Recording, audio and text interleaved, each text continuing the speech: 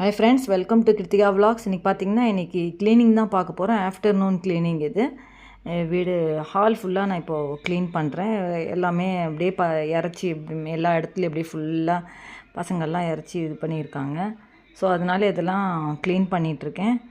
இப்போ பார்த்தீங்கனாலே தெரியும் உங்களுக்கு. இது ஃபுல்லாக நான் எப்போவுமே மத்தியானம் ஆஃப்டர்நூன் வந்து நான் க்ளீன் பண்ணுவேன். அதை தான் இப்போ உங்களுக்கு vlog-ஆ போடலாம் அப்படின்னு சொல்லிட்டு இப்போ காமிச்சிருக்கேன் நான்.